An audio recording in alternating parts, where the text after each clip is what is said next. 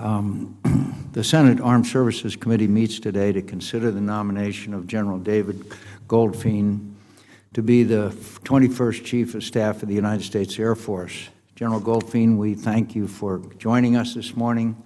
We're grateful for your many years of distinguished service to our nation, for your continued willingness to serve. I also recognize that you are a member of the elite group of pilots whose number of landings do not equal the number of takeoffs. Congratulations on that. It's not a club that many choose to be members of. You also welcome members of your family who are joining us this morning and thank them for supporting you and the nation. As is our tradition, at the beginning of your testimony, we will invite you to introduce any family members that are joining us today. Now more than ever, a strong Air Force is central to our nation's ability to deter adversaries, assure allies, and defend our national interests.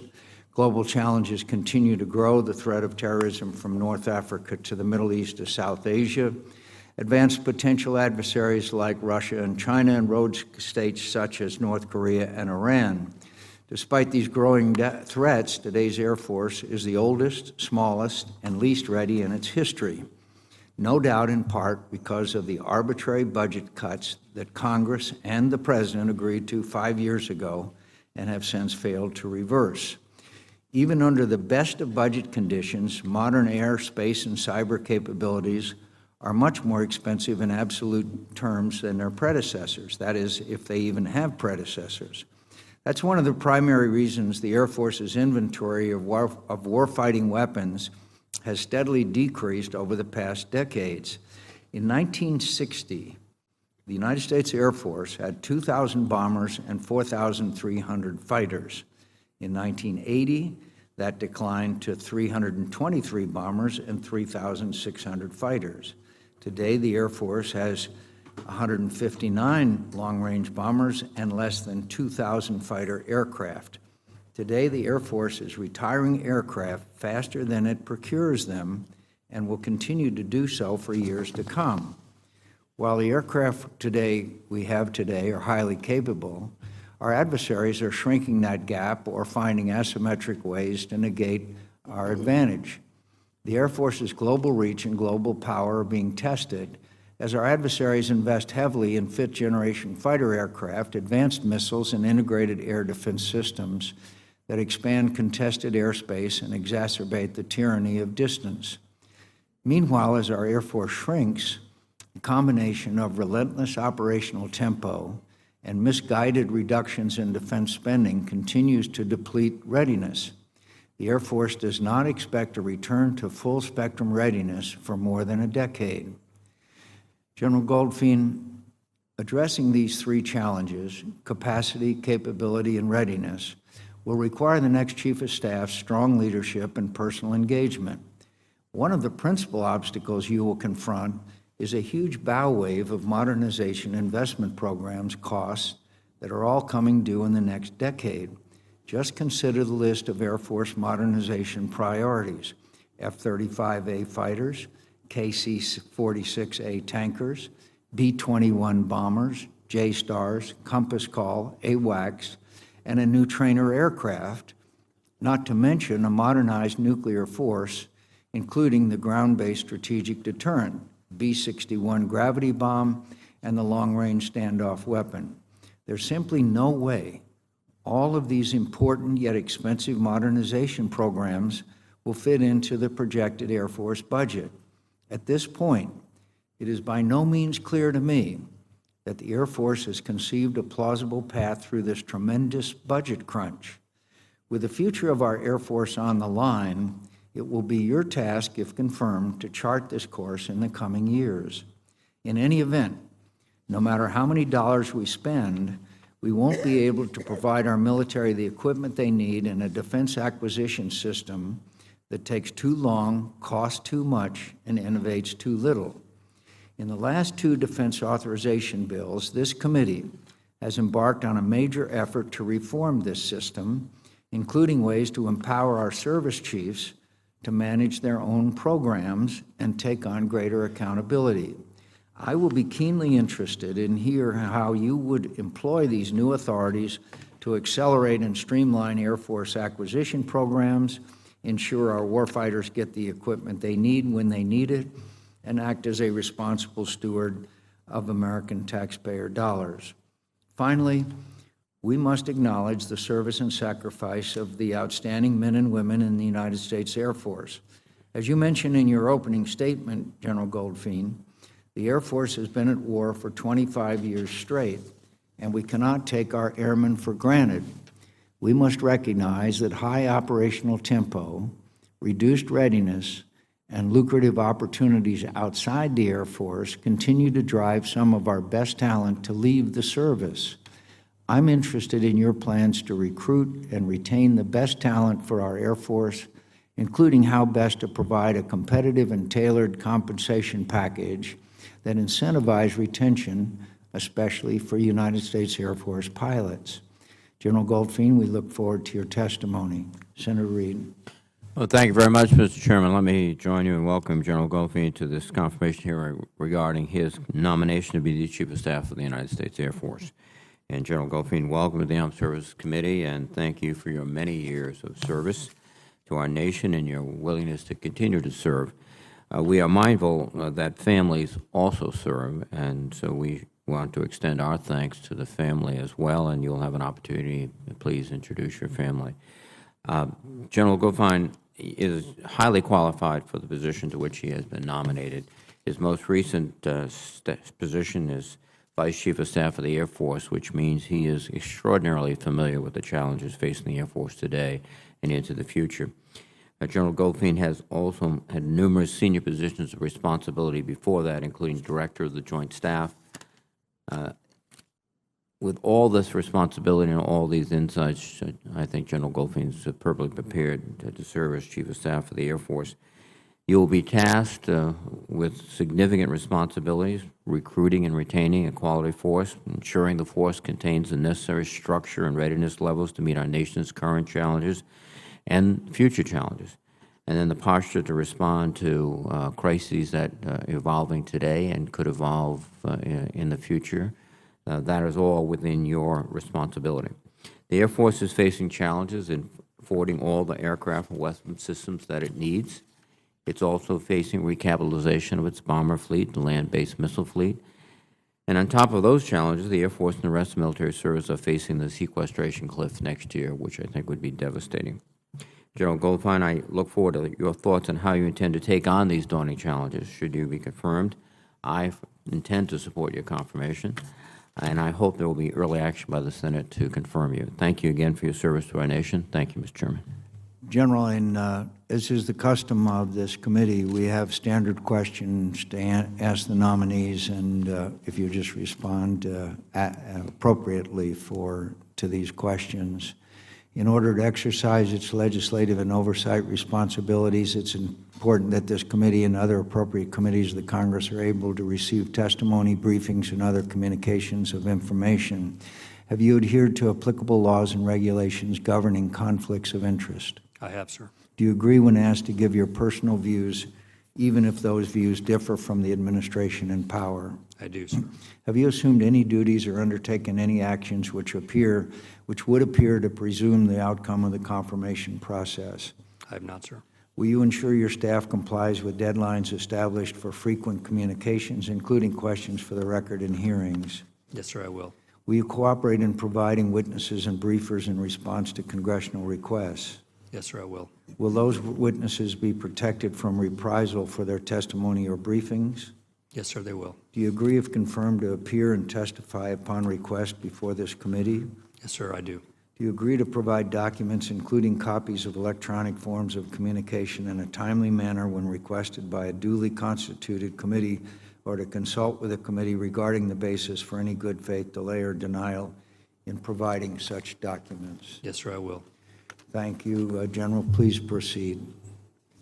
Chairman McCain, Ranking Member Reid, distinguished members of this committee, let me begin by thanking you for your tireless support and advocacy for the greatest treasure in our nation's arsenal, the young men and women who continue to join our ranks and serve their country during time of war. If confirmed, it will be my honor to lead the over 660,000 active Guard. General, I don't mean to interrupt, but would you care to introduce your family to the committee Yes, before sir. you move in? Yes, sir, I would. I'm thrilled to introduce my family, beginning with our youngest daughter, Diana, who is a third-generation first-grade school teacher, following in the footsteps of her grandma, Mary, and her mother, who are both here today. Welcome. In a few months, Dinah will be a published author of her first children's book. She reminds me of the very best teachers I ever had growing up. Kind, caring, compassionate, but tough when she has to be. Maybe we ought to make that required reading for her. If asked, most of us can remember our favorite teachers, but almost all of us can name our first grade's teacher. Her kids are blessed to be in her class, and I could not be prouder to be her dad. Our oldest daughter, Danielle, is a captain in the Air Force and is on duty today, so could not attend. She's also third generation, following in the footsteps of her grandpa, Bill, a retired F-4 pilot who fought in Vietnam and is here today, and both of her uncles, her cousin, and her dad. Danny is a great officer and a combat veteran, having recently returned from a deployment to Afghanistan. She helps keep me grounded and in tune with our younger force, and I could not be a prouder father. All that's good in our daughters comes from their mother, Dawn, who I met in high school 40 years ago when both of our parents were stationed in Germany. Dawn represents the best deal our nation gets in a military family, our spouses. 33 years, 21 moves, 3 wars, and several deployments, to include a recent 2-year separation. I not only love her, I admire her strength and her courage, and I believe I am the luckiest man on the planet that she chose me. Welcome to the entire family. Chairman, I'd like to thank President Obama, Secretary Carter, Secretary James, and Chairman Dunford for this opportunity of a lifetime. I'd also like to thank General Mark and Betty Welsh. Not only are they concluding 40 years of distinguished service, they've led our Air Force over the past 4 years with passion, style, and unwavering commitment. It is my honor to serve as General Welsh's Vice Chief of Staff, and if confirmed, Dawn and I look forward to building on their success. Chairman, I've seen firsthand how important a service chief's relationship is with members of this committee to help you execute your oversight responsibilities. If confirmed, I am committed to building a relationship of trust and confidence with each of you based on openness, candor, and competence. The questions you just asked form the foundation of this relationship, and I fully understand the gravity and the importance of living up to my answers. Today's global landscape offers equal amount challenge and opportunity. A combination of strong states challenging world order, weak states that cannot preserve order, and undergoverned spaces providing sanctuary to extremists all represent challenges we must counter simultaneously as part of a joint coalition and interagency team. From troubling Chinese military activity in the South China Sea, to recent provocative actions by Russia in Crimea and Ukraine, to continued malign activity across the Middle East by Iran, to the increasingly unpredictable actions we see out of North Korea. Each represents state-sponsored activity that challenges world order and the stability and predictability all civilized nations rely on for prosperity and freedom. Add to this the military campaign to deliver a lasting defeat to ISIL and our continued work in Afghanistan, and we have the framework Secretary Carter laid out months ago as the 5 global challenges the Department of Defense must be ready to counter: China, Russia, Iran, North Korea, and violent extremism. If confirmed, I take very seriously my role as a member of the Joint Chiefs and look forward to providing an airman's voice as we deliberate military options, capabilities, and risk in formulating our best military advice. The other hat I will wear if confirmed is the top officer in my service, responsible for assisting Secretary James to properly organize, train, and equip an Air Force that can meet these challenges both today and tomorrow. When I was commissioned in 1983, we had not fought in combat since my dad came home from Vietnam. The Cold War was in its final years, and there was no conflict on the horizon.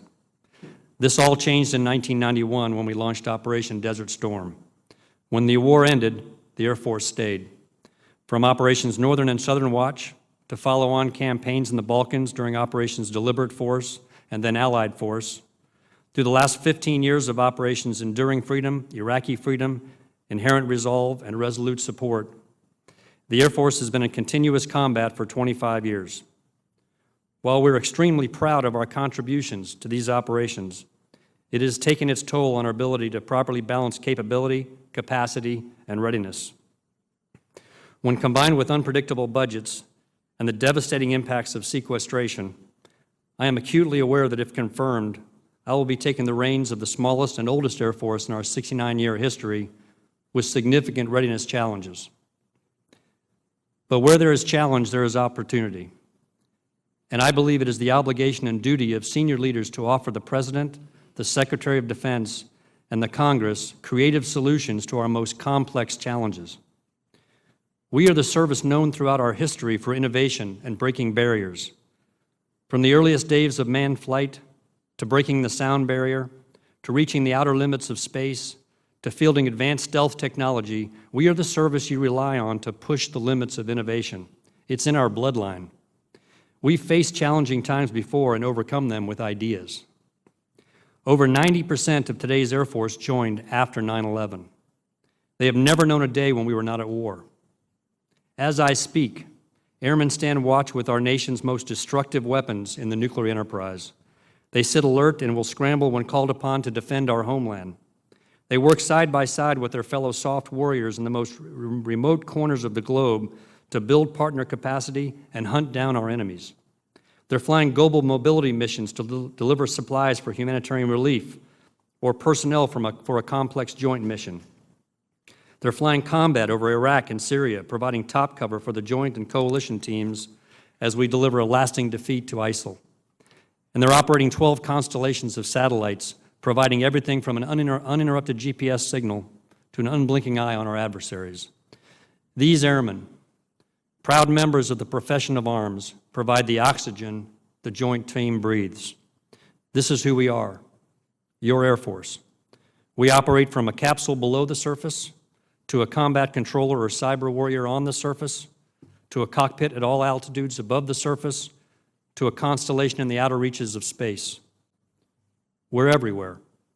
We know who we are, and we know what we're expected to deliver for the joint team. Air power.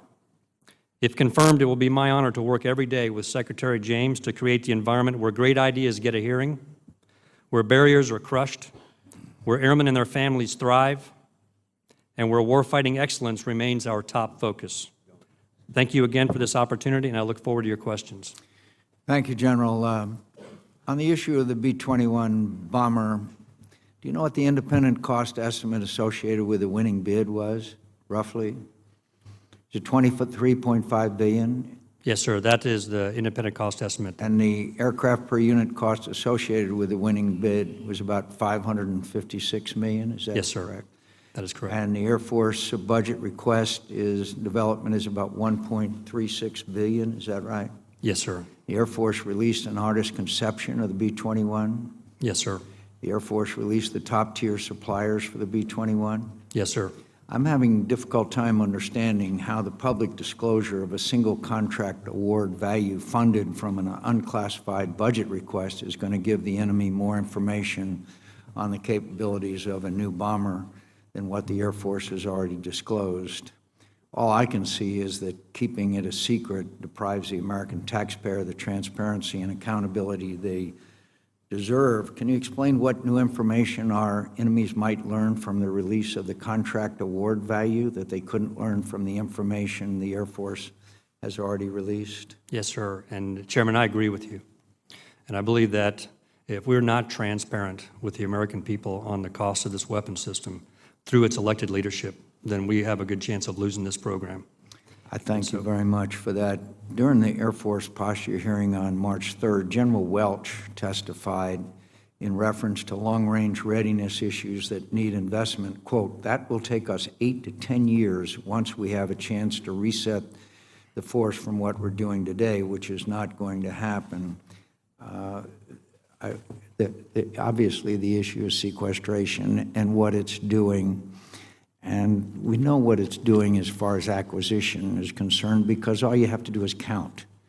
But talk to us a little bit about the effect on the men and women that you just adequately and appropriately praised in your opening statement on how they can do their job and what effect it has on retention, particularly, very frankly, on pilot retention. Maybe you could, for the record, give us your views on what I think, at least in my view, is almost an emergency situation given the events that are taking place in the world and the changes in the world since 2011, when in our act of incredible cowardice enacted sequestration because we didn't have the guts to make the budget cuts that were necessary. Thanks, Chairman. When I think about retention, I think about it in two areas: quality of service and quality of life. And when it comes to quality of service, our airmen, when they join, are looking to be the very best they can be. Pilots who don't fly, controllers who don't control, cyber warriors who don't operate because they're not given the resources to do so. Morale goes down and they vote with their feet. When we were sequestered in 2015, we grounded 13 fighter squadrons that stopped flying. We're still recovering from that effort, and if we're sequestered again, it'll be even worse. And retention, are you beginning to feel the effects of this lack of flying hours? I've been told that our pilots now are flying less hours than Russian and Chinese pilots are per month. And do you agree with, I believe it was the Chief of Staff of the Army who stated before this committee that we are putting the lives of the men and women who are serving at greater risk? Yes, sir. The reality is it's a mixed story because where we're flying a significant number of hours is where we're stationed forward. So if all crews are in the Middle East are actually at a high state of readiness and they're all flying a significant number of hours, the bill payers to allow that level of readiness forward is what's happening at home station. So at home station, sir, you are absolutely correct. We're not flying the number of hours that we used to fly. There's a number of issues that contribute to that, not the least of which is a shortage of critical skills in our maintenance force. And when you add that up to the age of the aircraft that makes them harder and harder to keep airborne, that has both contributed to a less number of flying hours we have available for training. And isn't it true that a B-1 squadron just came back with something like 6 aircraft out of 20 that were operational? Isn't that a story that I've heard? Yes, sir, you have. When I was deployed forward as the air component commander, I enjoyed upwards of 95% on average mission-capable rates across every fleet that was forward. That was the B-1, that was the F-16, A-10, every one. So we had the parts, we had the supervision, we had the maintainers. That's what we pushed forward. I knew that if I went back to the home station, that was the bill payer to get me that level of readiness. So back home at Dias, at those other locations that you have talked about, the B-1s, when they come home, they require a significant recovery time when they come back from combat operations. Well, I don't mean to get parochial here, but we just had a vote that I was trying to fix the problem, and it wasn't just Democrats that voted against it. It was Republicans that voted against it as well, and members of this committee. I think it's a very heavy burden for them to carry, given the state of our military today and the situations and challenges that we face in the world, which are just epitomized by the terrible tragedy on Orlando. I hope that the voters understand that a good faith effort was made and it was turned down 4 votes short by members, some of the members of this committee. I'm embarrassed. I thank you, General. Thank you. General, you have the responsibility of modernizing the bomber and the ICBM force. Are there any particular authorities that you think are necessary to help you accomplish those tasks which you don't have? Sir, actually, the authorities that you've pushed recently to service chiefs are very helpful. And the way I look at those authorities, it's in both authorities, but also increased accountability for a service chief. So in the 2 areas where I'm focused, number 1 is I am the lead requirements officer for all major weapon systems. It's my responsibility to ensure that we don't have requirements creep that increases cost or increases schedule on any of our programs. That's number 1. And number 2, that I now have more authority and accountability in some of the milestone decisions, specifically milestone A and milestone B, that allow a service chief to have an input on a program as it goes forward. Very good. And so you feel at this point confident you have the legal authorities to bring these programs online in a very cost-effective way? Sir, I do, and I would highlight that those authorities also, many of those authorities reside with the Secretary of the Air Force, so I believe it's my job to actually work with her as we keep these programs on track. We've had an ongoing debate in the committee and in the Congress about the plans to retire the A-10 aircraft, which is an extraordinarily effective close air support platform. And the Air Force seems, at least temporarily, to adjusting to keeping it. But longer term, this issue is going to come up again and again, and it raises the issue of how do you develop and can you develop the same capabilities if at some point the A-10 is retired? Can you give us some thoughts about that? Yes, sir. My commitment to you, if confirmed, is that we will cover down on this mission set for the joint team, and I will take ownership of that. When it comes to the A-10, I'm actually as concerned about the A-10 community as I am about the A-10 platform, because the A-10 community is actually our PhD force when it comes to close air support, and they set the bar for not only the joint team, but for the coalition team. Anybody who does close air support, they try to reach the level that the A-10 community has been able to achieve. So my focus is going to be on ensuring that I go back to the doctors of CAS, the A-10 fleet and the A-10 operators, and say, what is the future of close air support? That's the conversation we need to have. We need to maintain what we have for the current fight, but where are we going in the future? Why is it that I only get a minute and a half of trigger pull on a 30-millimeter bullet? Why don't I get 10 minutes? And why is not every bullet precision guided? Why do I spend so much time having to figure out who is actually friend and foe on the ground when we have technology to be able to help us do that? Why is it that I have to do all the work for collateral damage estimates that when I have the machine and that can help me do that? So for me, it's a matter of where we're going in the future, and my commitment to you is that I will take this on. Thank you very much, General. Another issue that we've been dealing with, and we've seen some movement, is deploying more and more enlisted pilots for remotely piloted aircraft. There are various models in the history of military warfare. The one that always has sort of some impact with me is that helicopter pilots in Vietnam, particularly Army, were mostly warrant officers, with some officers, but the vast majority warrant officers. They were extremely capable. In fact, they had more hours in that aircraft than anybody else. And it seems to me that model could be applied much more vigorously. I know the Air Force is taking steps. Can you elaborate on what you're doing, what you want to do? Yes, sir. So for us, the remotely piloted aircraft, or RPA community, actually is the largest number of pilots that currently serve in the Air Force. We have over 1,300 RPA pilots currently serving. The next closest second of any community is a C-17 with just shy of 800.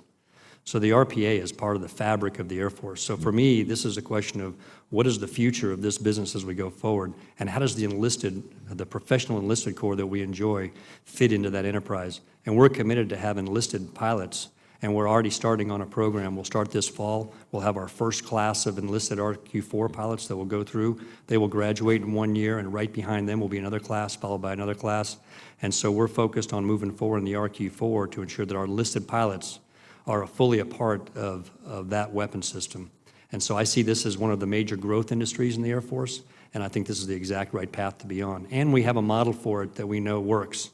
We actually started off flying satellites when we had nothing but officers, and we transitioned over a few years from officers with the scientific backgrounds to officers with more political science kind of backgrounds, and then we made it into enlisted.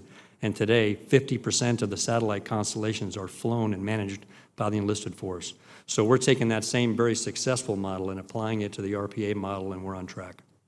Thank you very much. Thank you, Mr. Chairman. Just to follow up, General, in other words, from your comments on the A-10, at this time, it's best not to retire them, but to look at other options for follow-on. Is that a correct statement? Sir, right now we're looking at that as an option. The challenge will be to keep a capability so that the fight that we're in today, there's no degradation to any of the soldiers, sailors, or Marines, or my airmen that are on the ground. So we should not be retiring them now. Not in the near term, no, sir. I thank you, Colonel Roger Wicker, United States Air Force Reserve. Thank you, Mr. Chairman. General, you said you're going to give us your personal views regardless of the administration's policy. Let me ask you this. Chairman McCain has repeatedly referenced the terror and carnage caused by Assad's barrel bombs that are deployed by Syrian aircraft.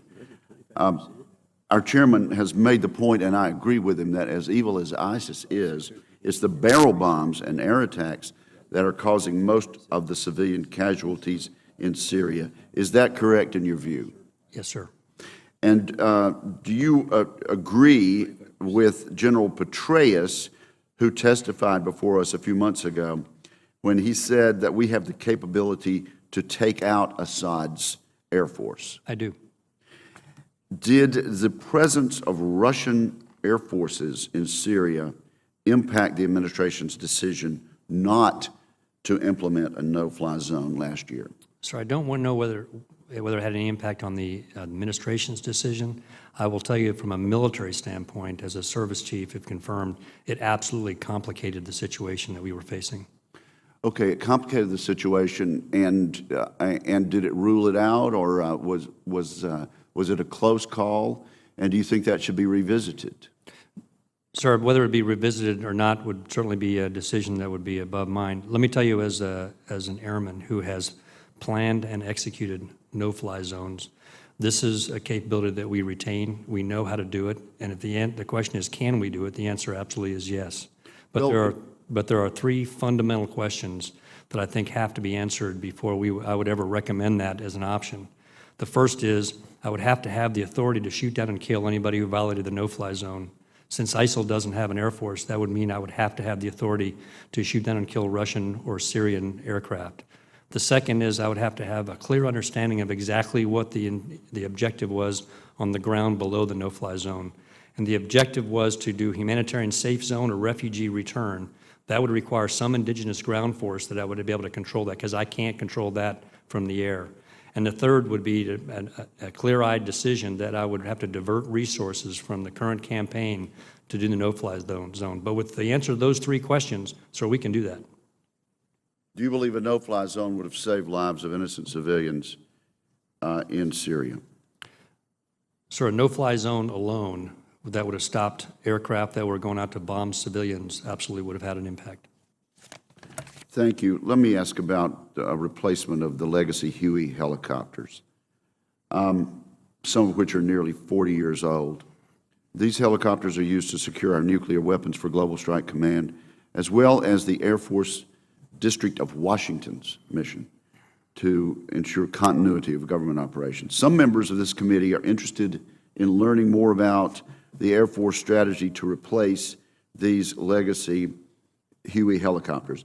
We would like to obtain a description of the Air Force helicopter requirements, including how requirements differ between Global Strike Command and other missions such as the Air Force District of Washington.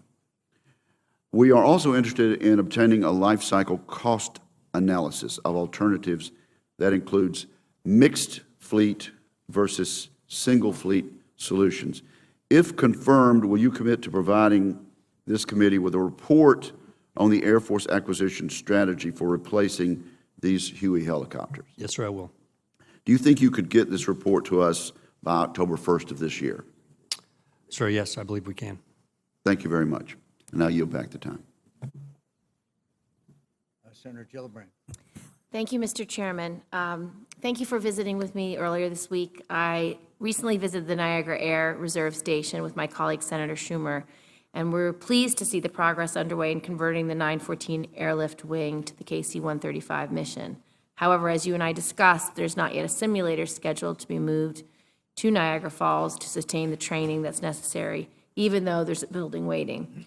Will we have your assurance that the excellent airmen of the 914th will have all the tools they need to sustain their expertise, including a KC-135 flight simulator, on the grounds of the air station.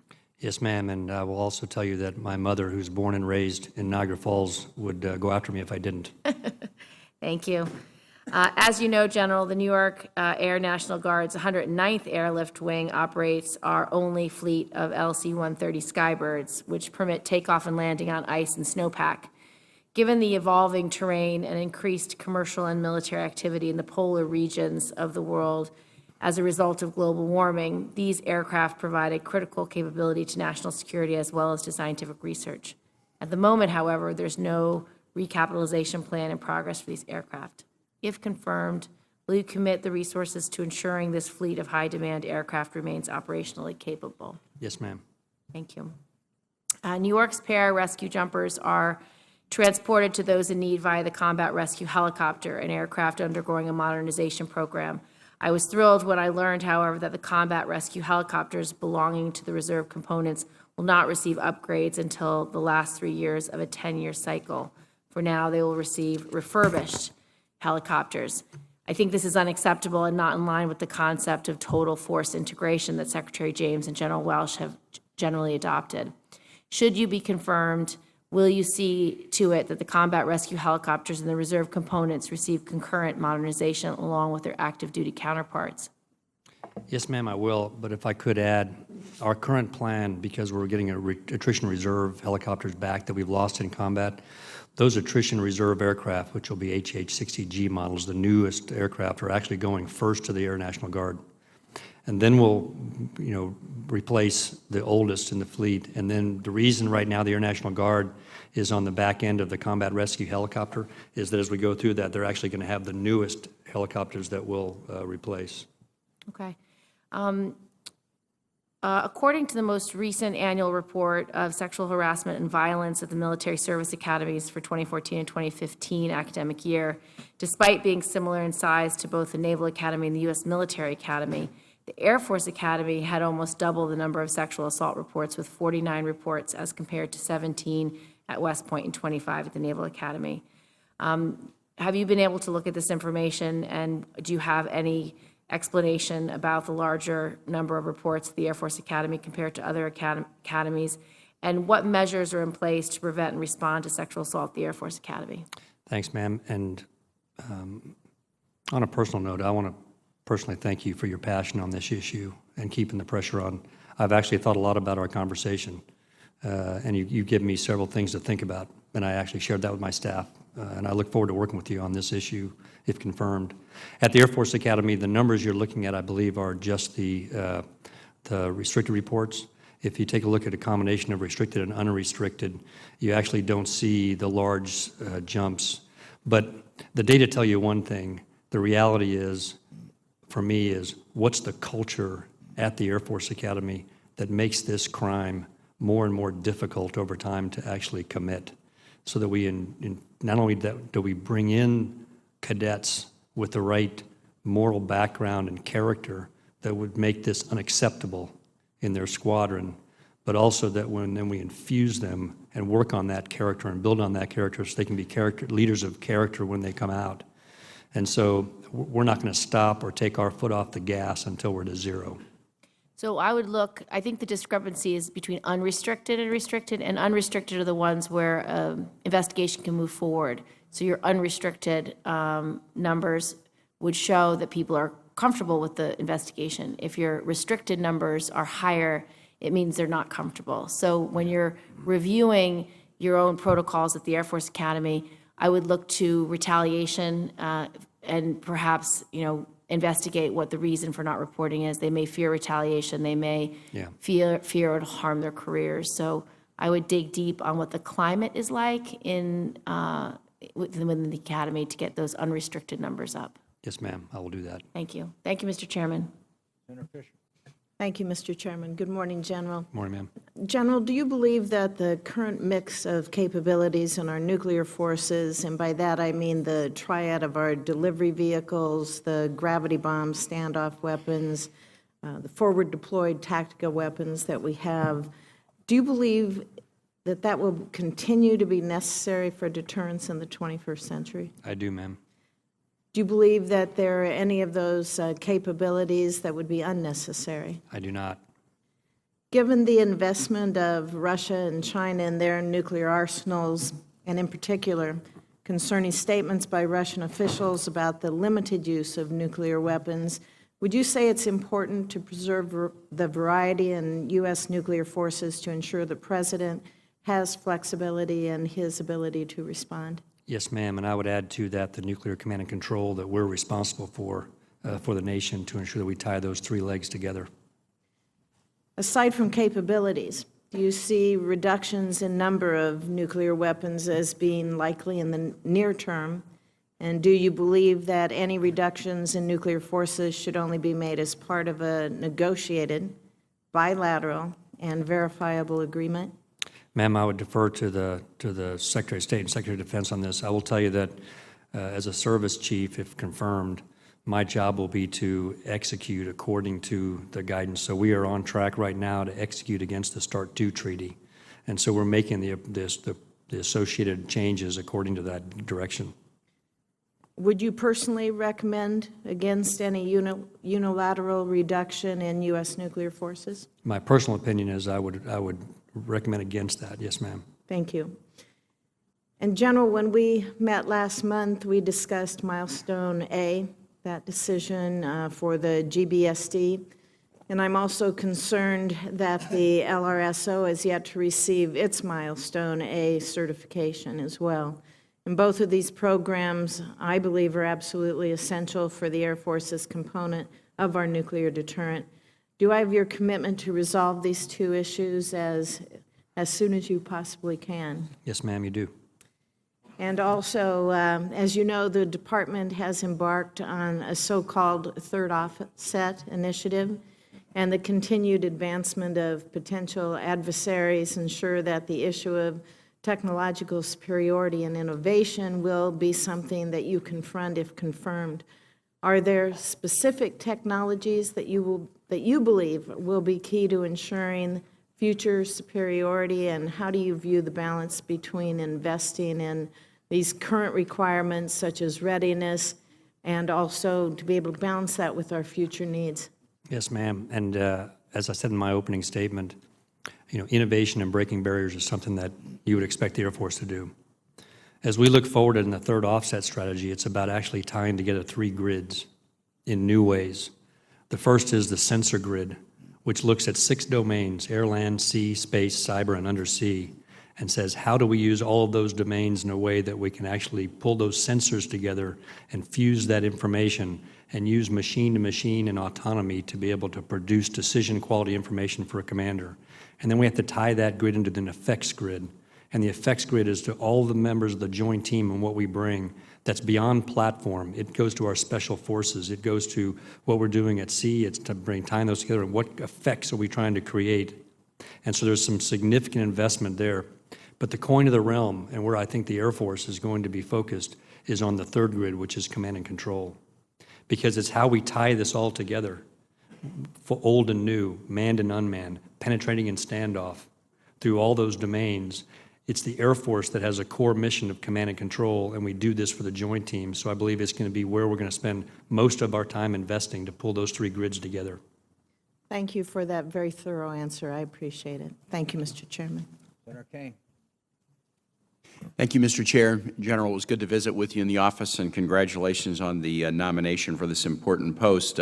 Senator Warner, my colleague, and I today did something that we do once a year, which is really fun. It's just we have a coffee for all of the academy nominees that are about to report to all the service academies. And I'm here to tell you that we're sending some great Virginians to Colorado Springs, and they're very, very excited to report. I guess on June 30 is when they're out 2 weeks from today. Very, very excited. A couple of questions. You and I talked a lot about readiness in my office, and you have testified and spoken briefly with the chair about this, that there's a projection because of the readiness shortfalls that it's going to take to the mid to late 2020s to return to the readiness level that is adequate. We have just passed off the Senate floor the NDAA. Does the funding and end strength and policies contained in the NDAA that we passed, will that enable you to stay on that same track. Not that that track is so great, 2020's mid or late, but does the NDA we passed enable you to stay on that track with respect to recovering readiness? Sir, it does. And the number one issue for us, that's the limiter for producing and increasing our readiness beyond producing it for what we consume, is manpower, and specifically maintenance manpower. So your support for our increase in manpower is the number one issue for us. And every service creates and sustains readiness differently. For an Air Force, there's 5 key elements that we've got to keep in balance, and any one of them can be a limiter. The first is the critical skills, and it's beyond the pilot. It's the maintainers, it's the air traffic controllers, it's the munitions specialists, it's all of the folks that have fingerprints on an airplane before it takes off. The second is weapon system sustainment, and it's all the depot work and the required maintenance that keep that airplane sustained. And the third is a flying hour program, which is operations and maintenance to get that airplane airborne and fund it for its mission. And then the fourth is the critical infrastructure, the ranges and the exercises that allow us to train to full spectrum readiness. And the final is time, which is op-tempo relief. Right now, the 2 limiting factors that keep us from being able to build readiness beyond what we are actually consuming is people and time. So what you did in the NDAA to support our increase in people is critical, and then we will manage the time based on the op-tempo and the demands on the Air Force. One of the points you mentioned was my next question, and that's this maintainer shortfall. You've testified to us before about that. Now, the end strength on active that you're currently working with is 317,000. It's obviously larger when you add Guard and Reserve to it, but just because that end number might be okay, that doesn't mean that within the number there aren't some disparities. And talk to us a little bit more about the maintainer shortfall and what are the plans that you would have as the chief to deal with that issue? So right now, we project that we have 4,000 maintainers short of what we need. So a significant number of the additional manpower coming in is going to go into maintenance. Right now, we put all the... And you layer that, the maintenance is layered between active Guard and Reserve. It is, I've absolutely. noticed this down at Langley. You do a Yes, very sir. good job of having, it's a real seamless operation between active Guard and Reserve on maintenance billets. Yes, sir. It's actually that same way across the force. I mean, if you go to the cockpit of a C-17 and ask Right.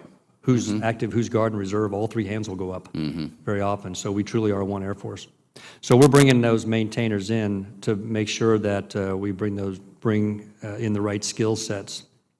The challenge, of course, in bringing those maintainers is all the ones that will come in will be what we call 3 levels, which is early entry that can do basic maintenance. That will take us up to 2 years to get them fully trained, and then it'll take us up to 5 years before they're supervisors. So what we got to do is manage this across the Guard, Reserve, and active based on where our experience is to ensure that we can continue the mission at the op-tempo that we are in today, which I do not expect is going to come down during my tenure if confirmed, while we had also advance and bring on new weapon systems for the future. Can I ask one last question? You talked a lot about the Air Force as being a key innovator, and that's the case. A lot of the new missions that you have looking forward are space, cyber, and ISR. Talk a little bit with us about your ability to move out on new missions in those domains under the current budget realities. Yes, sir.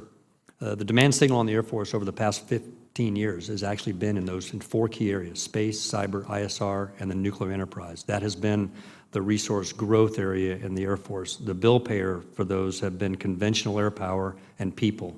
And if you take a look at the last 15 years of strategic trade, you'll see that that's why we are where we are today.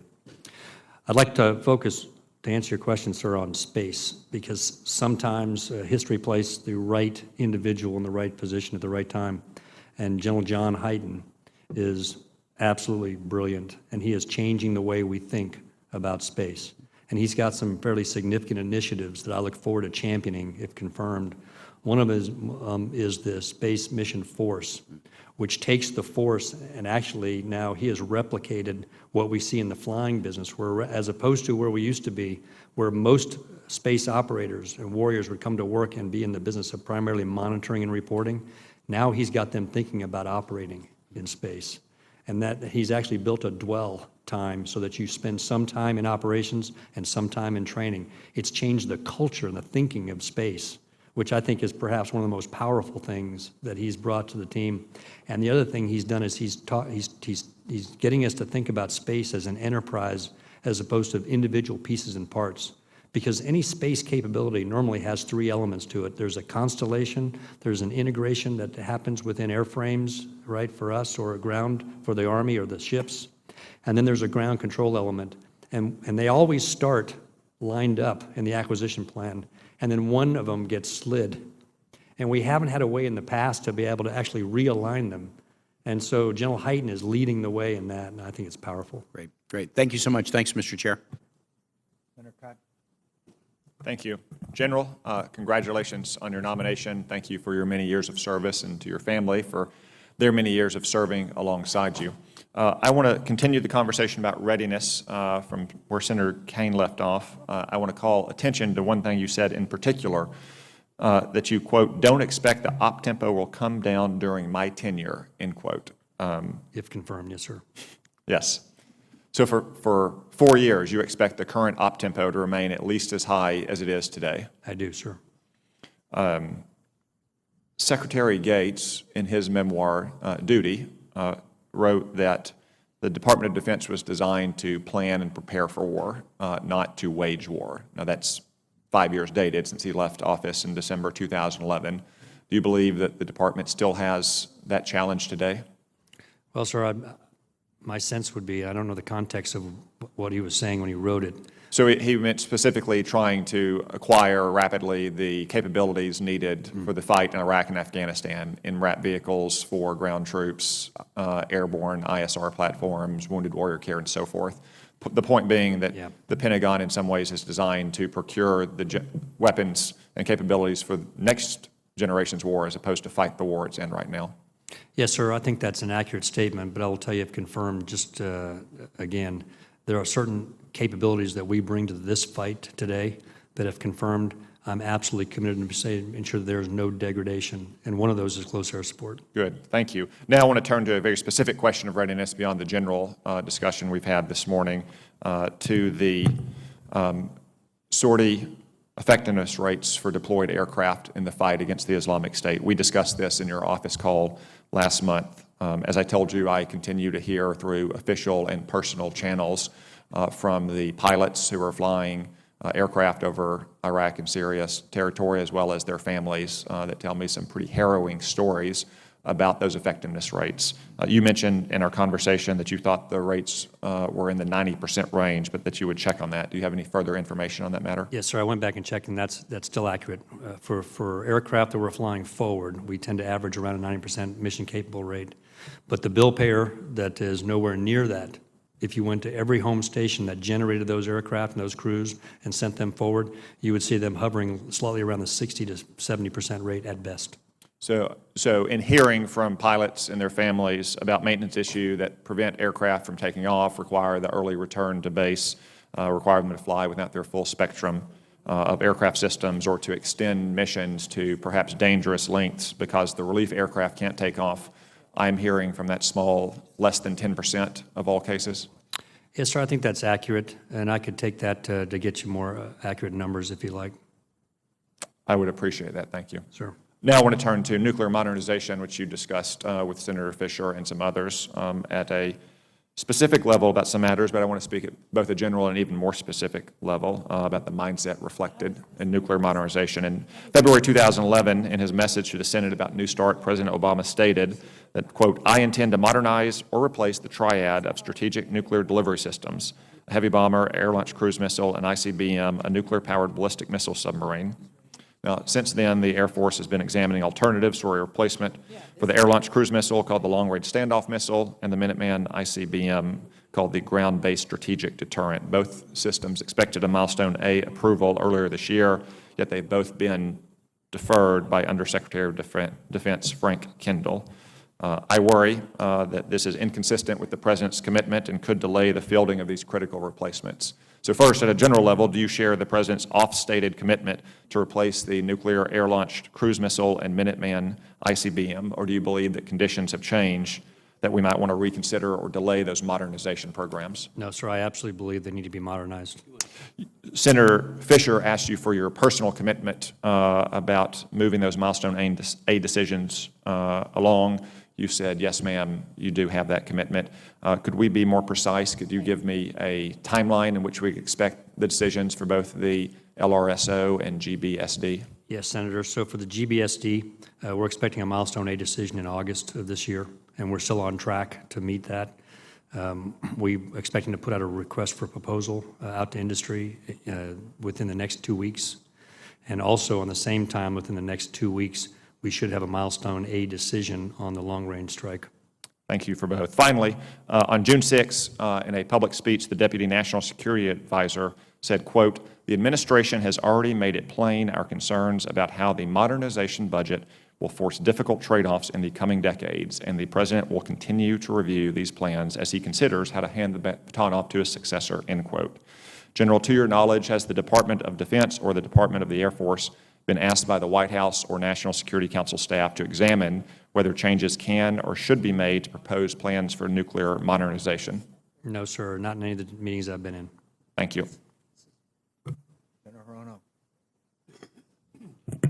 Thank you, Mr. Chairman. General, thank you and your family for your commitment and service. I'd like to turn to the issue of headquarters cuts. With the Pacific Air Force headquartered in Hawaii, I'm very much concerned with possible reductions to staff, especially when the full set of requirements are not taken into consideration. What actions will the Air Force take, should you be confirmed, in the near future to ensure that any cuts will not be made across the board and that the capabilities and necessary tasks will be taken into consideration? Ma'am, when the original 20% reduction was given to the service, to the department, two organizations actually took those cuts up front, the United States Air Force and the Joint Staff. And we did that to delay, to keep from delaying the pain over time. And so it was a bit of a rip the Band-Aid off to be able to take those cuts up front and then reorganize the Air Force accordingly to be able to ensure that we continued our mission. One of the examples of that was we stood up an organization, Installation Mission Support Center, that now consolidates all installations in the United States Air Force. We had 1,500 airmen and civilians involved in maintaining and running our bases. By consolidating into a single center, we're down to 350. So that's just one example of how we've taken the 20% redux that we were given and reorganized ourselves to be more efficient. And you will continue with that kind of an approach to any further reductions that you are going to be asked to take? Yes, ma'am. Thank you. Acquisition reform, the Air Superiority 2030 Flight Plan introduced in May of 2016 has some insights about the way that the Air Force is responding to the current threat environment. And the report stated, and I quote, "The traditional acquisition approach is not agile and results in late-to-need delivery of critical warfighting capabilities and technologically superior forces," and voiced a concern that our acquisition system prevents the timely delivery of the capabilities that our warfighters need to succeed. What is the top recommendation that you would suggest to improve the major system acquisition outcomes? Ma'am, actually, it would be to use the authorities that now are moving towards service chiefs to do my job, to ensure that I keep requirements solid, that I don't allow any requirements creep, that I hold industry accountable for delivering on the contracts that we sign, and ensuring that I'm doing my part for the Milestone A and Milestone B decisions to ensure that we're putting the right programs forward to meet the warfighter needs. Thank you. In these times of budget constraints, I think that you responded to some of the questions from Senator Kane. In Hawaii, we have Joint Base Pearl Harbor, HICM, and we have both a strong active Air Force presence there as well as the Guard and Reserves. So what are your guiding principles in terms of active Guard and Reserve forces working together? Ma'am, we are at the point in our Air Force where we actually cannot accomplish our mission without the Guard and Reserve. We talked earlier about that, you can walk into a C-17 cockpit and they're going to find one of each in a single cockpit. That's how we look across the Air Force. We're taking a series of initiatives through high-velocity analysis and looking and working with the adjutant generals of the various states who are involved in our deliberations to ensure that we optimize in each of the missions that we're required to do, what's the right mix between active, Guard, and Reserve. One of our biggest initiatives actually this year is going to be to start up a integrated wing concept at in South Carolina at Seymour Johnson, actually. And what we're doing there is we're actually combining the reserve and the active duty in a single organization. And we're working our way through the seams that occur and the authorities that occur to ensure that that organization can actually operate as a single wing. And perhaps the best outcome of this concept is going to be we're going to have a better understanding in each of the components of the pressures, the challenges, and the motivations that cause each one to sign up and serve, and how we can work more effectively together to be able to accomplish the mission. So you're doing this in South Carolina, so is the intent to see how this can function and be implemented, and then you would do that in other places, such as in Hawaii? And I correct myself. I think Seymour Johnson's in North Carolina, geographically okay. challenged. North Carolina. But we are doing that, yes, ma'am. And based on expected success there as a pilot program, we'll then take a look at other organizations and where we can bring that same model. Just one more thing. Senator Gillibrand brought up several sexual assault, and I appreciate your commitment to influence the climate at the Air Force Academy. And as you know, I am on the Air Force Academy Board of Visitors. So your commitment to prevent sexual assault, harassment, retaliation, I think that's really critical. And it's an ongoing concern for many of us on this committee, so I thank you for that commitment. You have it.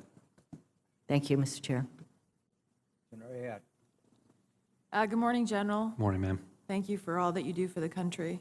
I wanted to ask you what your viewpoint was on the performance of the Compass Call mission package and the important role that it plays with ensuring that we disrupt enemies' command and control. Ma'am, it's critical, and I believe I can speak on behalf of the combatant commanders, that it's critical in every one of their area of operations. Thank you. I wanted to follow up and ask you, as best as you can answer in this forum, can you explain to us why this is an urgent requirement that we actually place this mission package on a more survivable and effective aircraft? Yes, ma'am. The reality is that this mission, electronic attack, is actually becoming more and more critical, especially as we look to the global challenges we face, China, Russia, Iran, North Korea especially, but it's also playing a significant role in the fight against violent extremism. The challenge with the C-130 is that it doesn't operate at the altitudes primarily that we need to be able to put the footprint down on the target that we're trying to service. So our challenge is any time delay in being able to get this into an aircraft that can climb to a higher altitude is going to diminish over that same time frame our support to the combatant commanders. And so if we fail to authorize the request that the Air Force has made to use existing rapid acquisition authorities to rehost the Compass Call mission equipment on the proper airframe, will that result in a 4 to 6 year delay in providing this vital capability to our combatant commanders in a more survivable and effective aircraft? Yes, ma'am, and I would add to that if we have to do further integration of that equipment on this new aircraft, you could add even 2 more years to that. So based on the request that the Air Force has made, do you continue to believe that it's important for Congress to authorize in this year's defense authorization the request to use rapid acquisition authorities to rehost the Compass Call, given the fact that this is such an important need for combatant commanders? Yes, ma'am, absolutely I do. Thank you, General. Yes, ma'am. General, I would, Compass Call rehost program is important, obviously, to our combatant commanders, and I join Senator Ayotte in urging the Air Force to field this warfighting capability as expeditiously as possible. Senator Heinrich. Thank you, Mr. Chair. Welcome, General Goldfein. As you know from your time in New Mexico, my home state is home to the Air Force Research Laboratory as well as 2 NNSA laboratories. I want to start by just inviting you to come visit and see the great work that goes on at both AFRL and Sandia for the Air Force specifically. So I want to ask broadly, what role do you see our defense labs playing in Air Force modernization? Yes, sir, and I'll go back to my opening statement. I mean, we are the service I believe you rely on for innovation and breaking barriers, and that happens in our labs to a large extent. So the technologies that they're looking at right now whether you want to look at hypersonics or new engine technology, small satellite technology. These are all things that are going to be potential game changers in the future. I would add directed energy to that list. Amen. You know, despite the great work that they do at those labs, this committee has expressed its concern in the NDAA that it takes an unreasonable amount of time to hire experienced individuals at the defense labs. Sometimes it takes over a year to get somebody in place, which just seems like far too long. And the result of that is that a sizable percentage of the authorized billets at those DoD labs remain vacant due to lengthy delays as well as competition from the private sector, where you can get placed in a relatively reasonable amount of time. So if confirmed, can you make speeding this hiring process a priority for our defense laboratories? Yes, sir, I will. And I will tell you that I absolutely align with Secretary Carter that we are in a war on talent. Yeah. And one of the initiatives that is under his Force of the Future initiatives, it allows us to actually go directly to a university and hire talent from the university. What we've done previously up to now is we've told our talented young men and women who are considering joining us to go get on USA Jobs, Right. post all the resumes, Yeah. and maybe we'll get back to them in 6 months. Yeah. They're gone. So it's unacceptable in this environment. And so everything that the Secretary is doing and anything I can do to make that easier, I will do.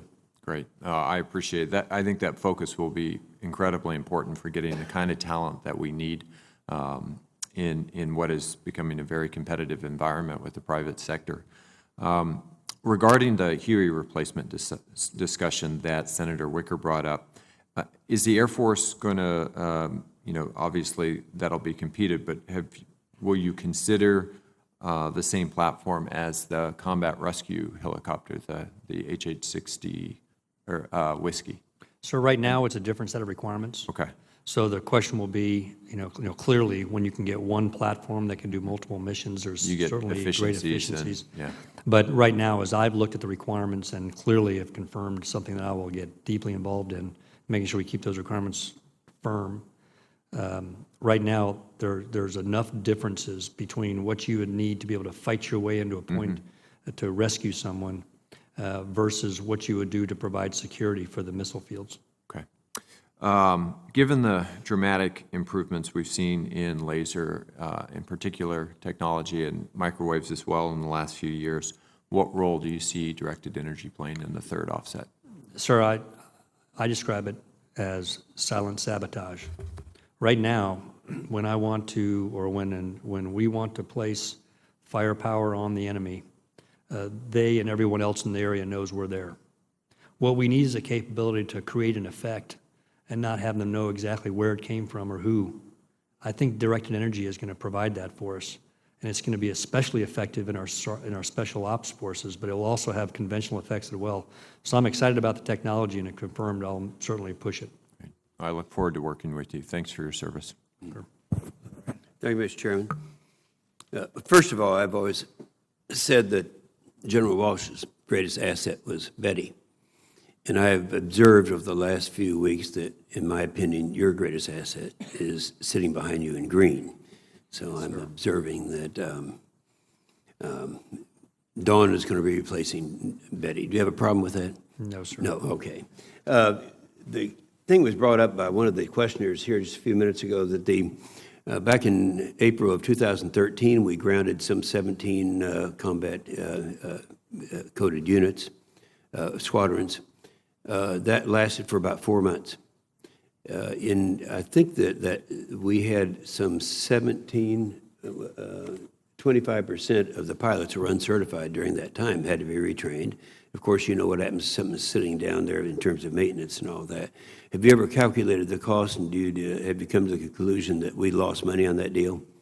Sir, I haven't calculated the cost monetarily, but I will tell you that the cost personally for those individuals that were affected, because it wasn't only the pilots that stopped flying, it was the depot maintenance folks who stopped maintaining. Oh, I know that. The air traffic controllers. It was the impact on across the force. And what we can't calculate is the number of folks who decided that, you know what, if this is how I'm going to be treated, I'm not going to stay with the company. Yeah, I've actually talked to some of those at the time. Of course, we had the first effect of that from Tinker Air Force Base. In terms of the the refueler, the KC-46, right now, General McDew made the statement that our KC-135 and KC-10 refueling fleet is stretched at a point of near bending, and I'm concerned about our ability to flex that force to another region of the world if we need to do. Do you agree with this statement?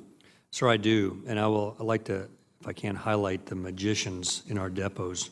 Quite frankly, there's only one reason we have aircraft still flying after 50 years. It's because of the quality individuals we have there, our depots that keep them flying. Well, you know, the KC-135 is 50 years old now, and the KC-10, 30 years old. But now we shift to the fighters. We get the same problem there, except it's a little bit different. We're actually are training now with T-6s, T-1s, and T-38s. The T-38s, again, are 50 years old. Yes, sir. Now, they're projecting that before we are able to start replacing that, it's going to be 2024. Is that correct? Yes, sir, that's how And then now, I don't know how many years it'll take to rotate those around so till the T-38 is finally totally replaced, because I haven't calculated that. But can we hold on to them? Sir, we're going to have I mean, here's the problem that we have, and it's using your quotes when you said that you talked about, this is two revealing quotes. The most pressing challenge for the United States Air Force is the rise of peer competitors with advanced military capabilities and rivaling our own. Now, we're talking about the third generation, and we've already acknowledged that the training in the T-38 is not adequate to train someone for fifth generation fighters. Isn't that correct? Yes, sir. So it's almost as if we're sitting around saying everything is going to be happening in a vacuum, when in fact it's not.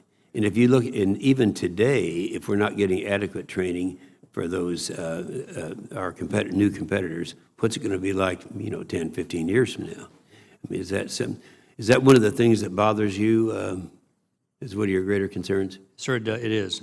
And this is a classic case of what a service chief is faced with, which is how do I, with the resources given, if confirmed, get the right balance between capability, capacity, and readiness. And there are trades that we make.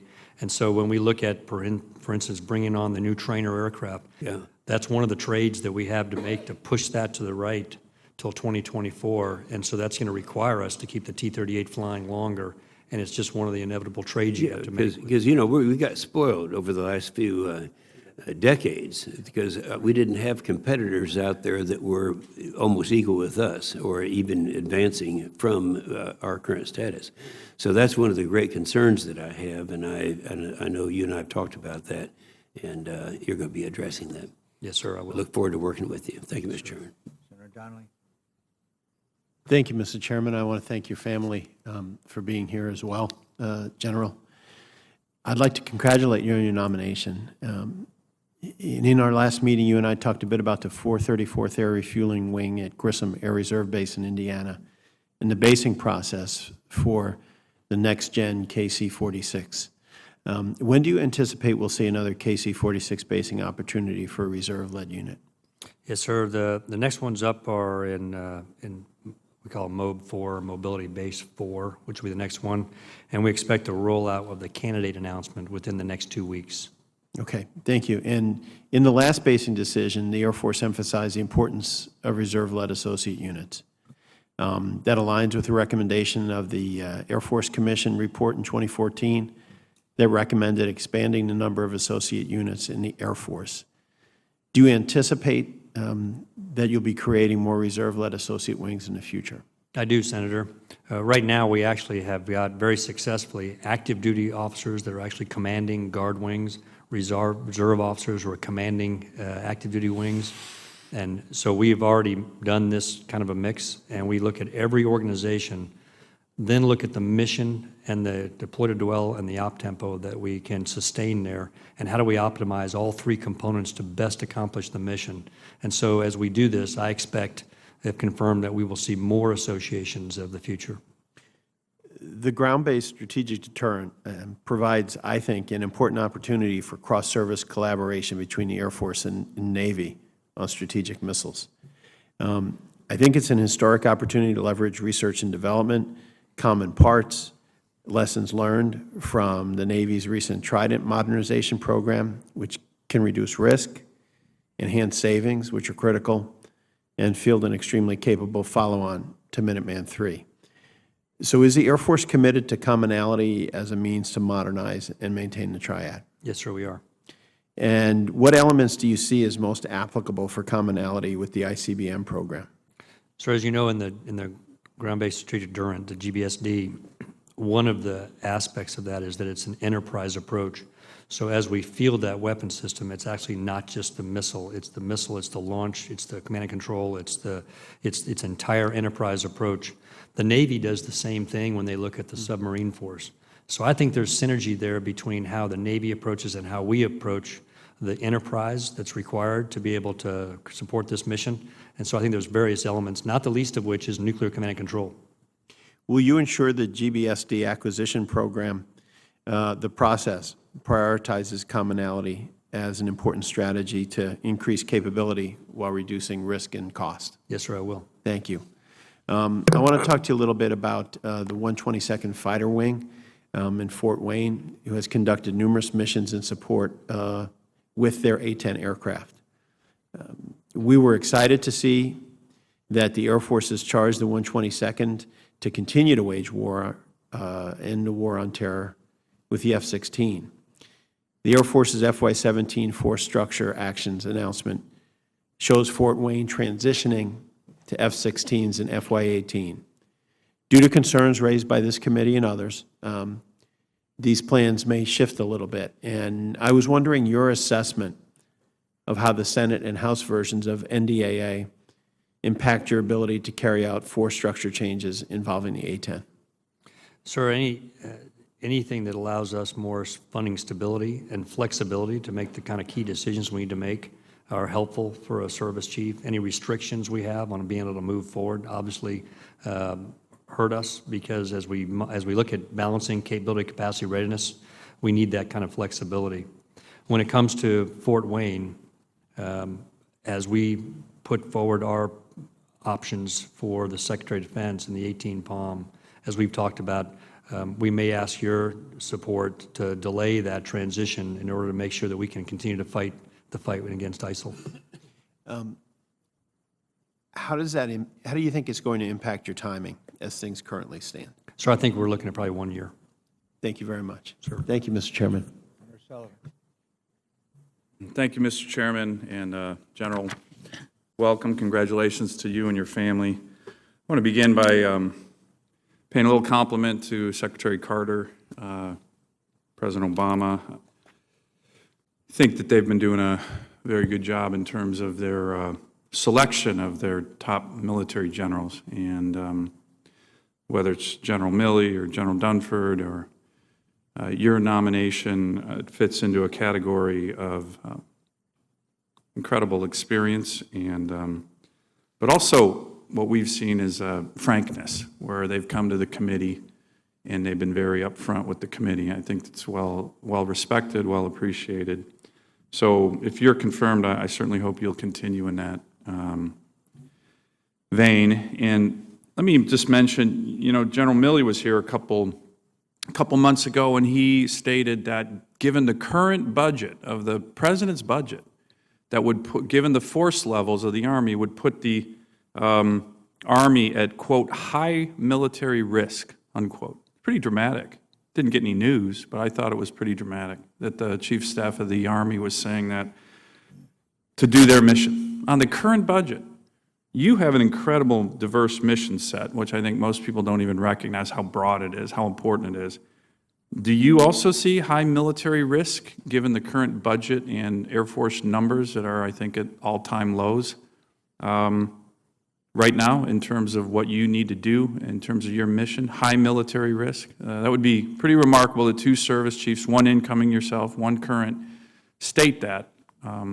We need to do something about it, I have no doubt.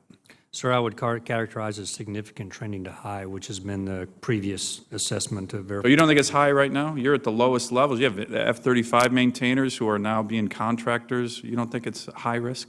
So the challenge in readiness, really, when we have this discussion, I find, is that you've got to start this discussion with ready for what? Because If you were to ask me, what is the state of the readiness of the United States Air Force to fight violent extremism in the Middle East, I will tell you it's extremely high. Every airman I send downrange is ready to execute the fight. And if that was all we were asked to do for the next decade, I would tell you that we could sustain that.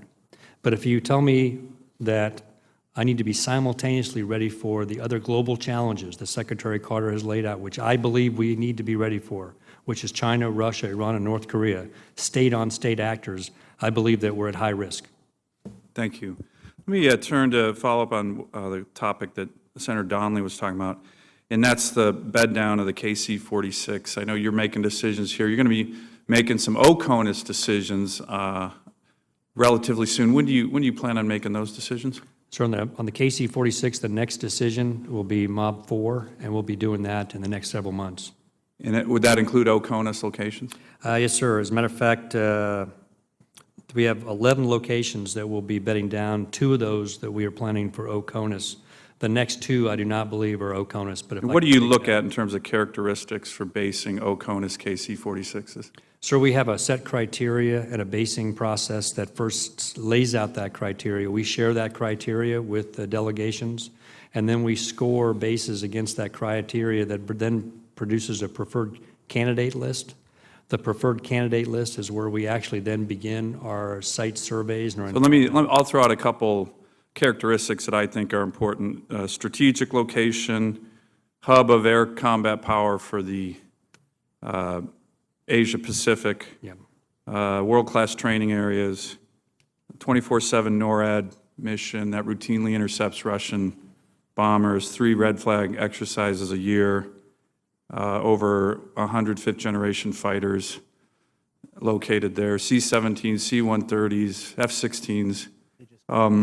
Do those sound like important characteristics? Yes, sir. Do you know what place I'm describing? Yes, sir. And I think it was Billy Mitchell was right. It's strategic. Alaska is strategic. So he called it the most strategic place in the world. Is that important in terms of KC-46 basing? Sir, it's actually important across all the mission sets of the United States Air Force. So can I get your commitment to take a very serious look at, when you're making the OCONUS decision, to take a look at Billy Mitchell's place that he called the most strategic place in the world as part of that? Yes, sir, you have it. Can I ask one other question? Are you concerned about recent unprofessional behavior by both the Chinese and Russian aircrafts during intercepts in international airspace, and what should we be doing about it? Some of us think that maybe we need to draw a line and then just tell them not to cross the line, kind of like what Turkey did. What's your recommendation on that, and how dangerous are those, and how more frequent are those? So they are dangerous, and it's been more frequent. And here's my concern. When we do an intercept, which is one I've been personally involved in, you close on an aircraft that cannot defend itself with lethal weapons well inside of a lethal range, and very often in the back end of that aircraft for people that can't defend themselves. So one would ask, why would we allow each other to be able to close that range? And the reason is that for 50 years we've been doing this. 3 very professional air forces, U.S., China, and Russia, who have a fairly professional air force, and our pilots can do this with predictability and professionalism.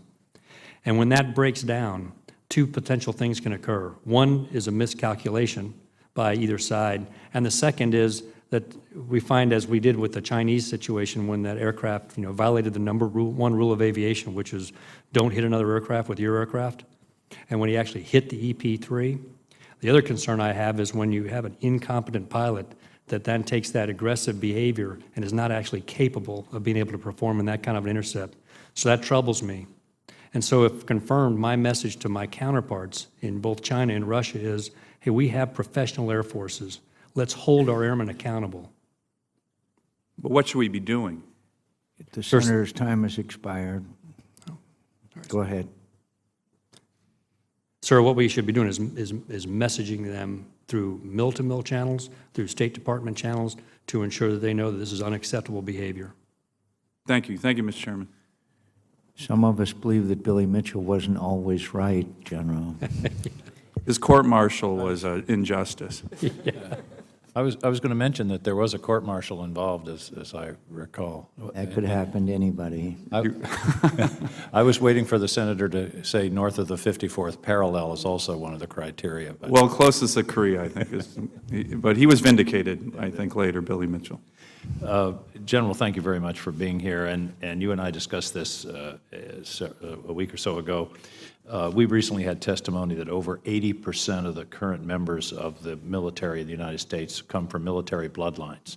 You yourself, I believe your father, brother, your daughter is a captain in the Air Force. That certainly is good in terms of esprit and commitment, but two problems suggest itself. One is a narrowing base of people to populate the military as we go from the Vietnam generation down to a much smaller base. And secondly, the development of a separate sort of military caste in our country. Talk to me about these two issues. Yes, sir. If you look at where the active duty Air Force is actually located, we tend to be on the eastern seaboard, somewhat along the south, certainly a bit in the northern tier and on the western seaboard, but we're not everywhere. So as we've gotten smaller and smaller, it's harder to connect the American people with their active duty Air Force. I think you see this as a concern? It's an absolute concern. But where we actually are in every state is in our Air National Guard.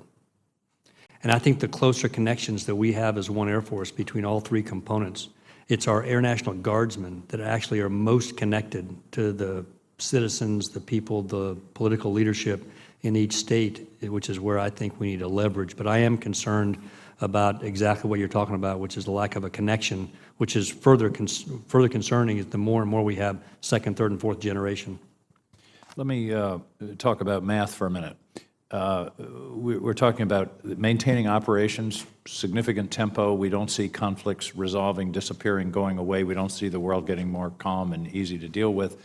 And yet we're talking about these significant upgrades. You're talking about the B-21, KC-46, deployment of the F-35 in the Navy, the Ohio-class replacement, ICBM. I mean, we're talking about major capital expenditures, and I don't know anybody that's talking about additional funds. One of the things that bothers me is we're now operating under budgetary decisions made in 2011, before Syria, before Ukraine, before South China Sea, before ISIS, and yet we're trying to pack 10 pounds of capacity into an 8-pound sack.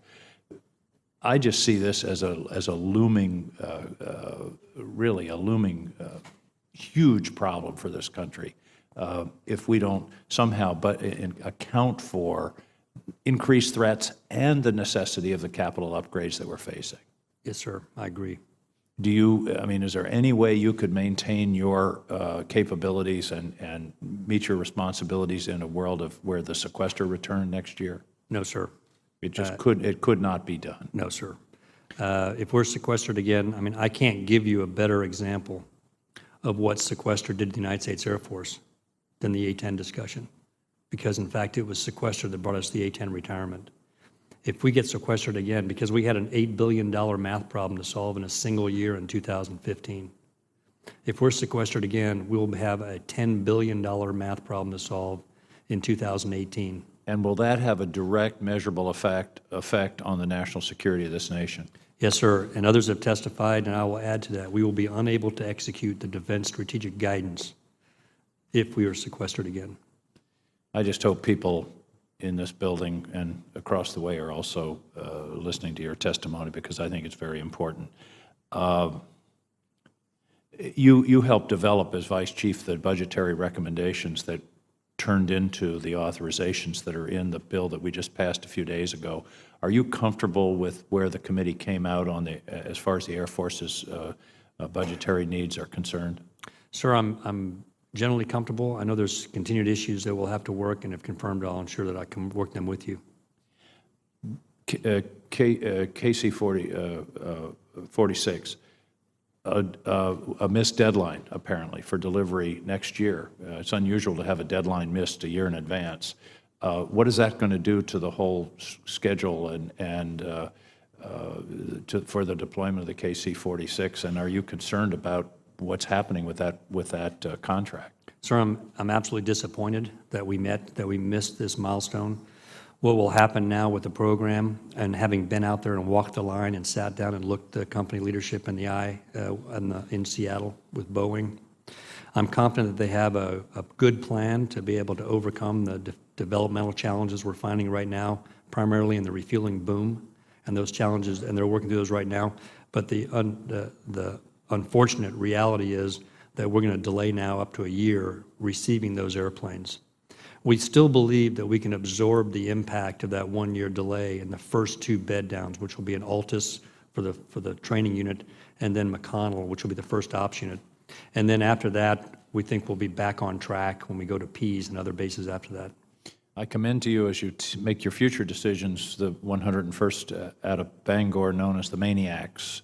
That's a very skilled and a very important facility. I joined my colleague from Alaska, but now I'm talking about a base that's right around the 45th parallel. Thank you very much, General, for your testimony. Sir, thank you. General, just a few more follow-ups. The committee had a lot of concern, and there's provisions in the current bill of the NDAA that was just recently passed on the F-35 maintainer issue. Can you speak to that a little bit and what you see as the best path forward, how important it is to address that issue? Yes, sir, and this is a challenge for all services who are trying to sustain and modernize at the same time, because none of us have maintainers that we're currently operating in a weapon system that we can then shift, because when you bring on a new weapon system, the first thing you do is train the maintenance force that's going to receive that aircraft. And so our challenge is, as the more we are told to keep the old aircraft, it's going to further delay bringing on the F-35. So those maintainers that we're counting on, we're working through a lot of different options. We've already done a number of things. We've transitioned to contract logistics at all of our non-deploying locations. As you know, sir, we did this in the aggressors up there in Alaska as well, and appreciate your support for that. So we're doing everything we can right now to be able to bring the F-35 on, but the more we are delayed in terms of bringing on new manpower and holding manpower in existing weapon systems, it can have a significant impact on the F-35. But is the best solution to increase the end strength of the Air Force to make sure we have airmen working those issues as opposed to contractors? Yes, sir, absolutely. And has that been mentioned in the budget discussions in terms of your future end strength? Yes, sir. As a matter of fact, in the 16 NDA, we're actually authorized to $321,000. And so we've put all the resources in place, both from recruiting and from a pipeline training, to be able to bring in the number of airmen. So if we're successful this year at getting to 317 and we see the kind of recruiting numbers we're looking for, we will likely come back to this committee and ask you to